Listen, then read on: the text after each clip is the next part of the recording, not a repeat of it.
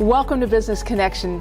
I'm Liz Spencer. We have a wonderful guest in studio today. It's Emily Pagone, and she's a licensed professional counselor with Naperville Counseling Center. Welcome. Thank you so much for having me. So tell me a little bit about Naperville Counseling Center and the role you play there. Absolutely. Naperville Counseling Center is a private practice in Naperville. We're near Naper and Ogden. Okay. I'm one of about eight therapists on staff there. I'm a licensed professional counselor, and we also have other counselors, and we also have a marriage and family therapist and a psychologist as well. And we provide counseling and psychological services and psychological testing for all ages. That's great. Sort of you can cover anything. Yes. Definitely Nice. Try to. Nice. Now, you're a new mom. I am. That's wonderful. Thank you. And you recognized a need for moms to have a support group. Tell me a little bit about that group that you started and why. Absolutely.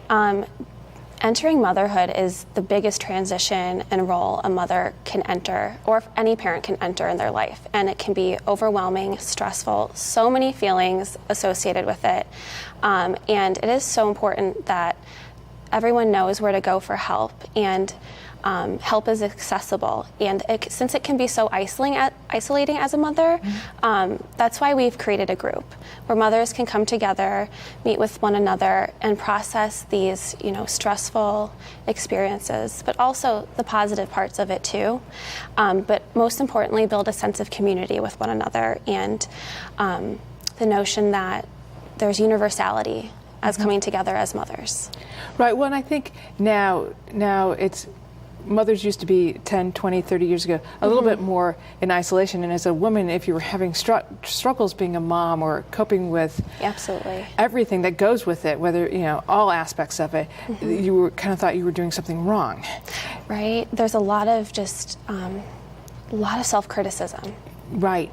And so your group allows you to hear other moms struggling with you so that you kind of feel a little bit more normal? Absolutely. It is such a normalizing experience to come together and realize that these thoughts and just self-criticisms and being so hard on oneself when you're a mother is not just, your experience is individual to you, but it is also an experience similar to other mothers out there. And coming together and realizing that this is normal and part of becoming a mother is very healing and beneficial for moms. That's wonderful, and a very necessary thing. So thanks for bringing that to us. Yeah, thank you so much for asking me about it.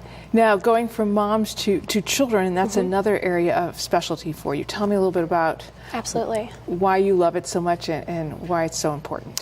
Yes, I love working with children. Like I love working with parents and mothers. I work with children as young as 3, up until the tweens, the teens, adolescents, and then early adults too. So I work with a lot of families, children, individuals. But I really am so passionate about helping families.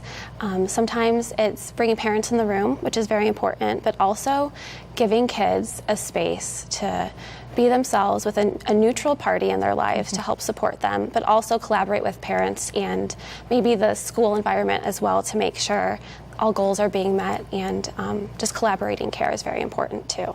Absolutely. I think you said a really important thing there, neutral party. Yes. I think that's one of the most important roles that a therapist plays, is it's a neutral party. Family members, parents, everybody has good intentions, but they have a little bit of interest or skin in the game, if you would. Totally. So if that poor teen is struggling, wants to go this way, but mom or dad wants them to go the other way, their influence isn't necessarily as helpful as they intend it to be. Exactly. And the message is to help. So when we meet with a teen or a kid individually, we want to get to know them, their perspective on everything, and just helping them and figuring out goals that are authentic to them. And so they can really feel empowered and kind of be that agency behind the way that they want things to go, but also expressing the importance of bringing parents in the room and collaborating together, but also providing a lot of education and what we call it psychoeducation to parents, just about the process of therapy and how it is important to give kids their individual space and time in there too. Well, it's tough as they get older and they get more independent. It's very tough. It's the independence that parents struggle with because they've raised them, they're doing all this, and what do you mean? And yes, all of that. You mentioned it's a term hard. Off camera that I thought was really neat, that invisible backpack. Tell me a little bit about, I think that's a great way to coin it. Yeah, It's very powerful, and it's an analogy I use when working with teens and kids too. I just have to, whatever the age is of the kid in the room with me, I kind of figure it out to their age. But adapt the bag to them. Exactly. But mostly for teenagers, it's a good analogy to explain that everyone struggles at different degrees, and people have the tendency to compare one person's struggle to the next person, but the bottom line is everyone struggles at different degrees, and we don't see it. That's the thing. We don't see it like a broken arm or literally a Band-Aid on someone's finger. So that's why it's an invisible backpack, and I just love explaining that message to a lot of people and teenagers because it's very eye-opening, and it just brings forward how important mental health is and seeking therapy, how important that is for any individual out there. Right, and you also work with adults and couples, and that's not just moms and children. Yes, I do. I cover an interesting range. Yeah. Definitely the family realm with kids and parents and adults. I also work with a lot of survivors of trauma, and also, anyone struggling with life transitions, career transitions, anxiety and depression. So it's a big range. It is a big range. Now, people often are curious when they call you up and say, hey, make an appointment. Then what happens, and how do they know you're going to be a good fit? What happens if they don't? Take me through that first meeting or that process a little bit. I know it can be really daunting and intimidating. So what we encourage people to do is, first of all, go check out our website and go to the clinician webpage. There you'll see our pictures. You'll see my face there as well.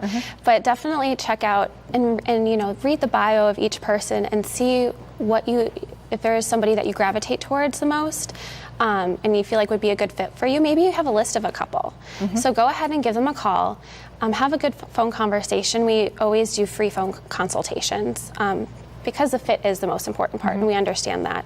So give the person a call, but we are also here to help to make sure it is a good fit for the person too, and we're always transparent about that process with them throughout. Well, and it's important because that first step is really important, and then the next step, you hope it works so that you don't have to go through that transition again. So, and that's so. It's a very delicate process, and we want it to really fit and work the first time around for the person, because it's a very courageous thing for someone to reach out. So we take extra care in ensuring that it is a good fit, but we're there to collaborate with them and normalize it for them that it's okay if you communicate with us that you don't feel like it is a good fit either, but we'll help you figure it out and find someone for them. One of the things I think is the best role the therapist plays is that you don't have to worry about hurting the therapist's feelings. Exactly. And not that you're not lovely, but I don't have to worry about you either. When you're in that therapy session, it's all about me, and that makes that neutral party.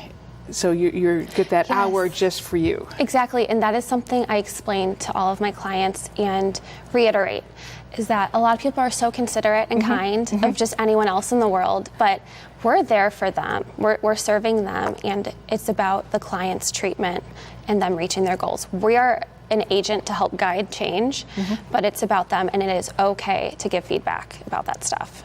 That's wonderful.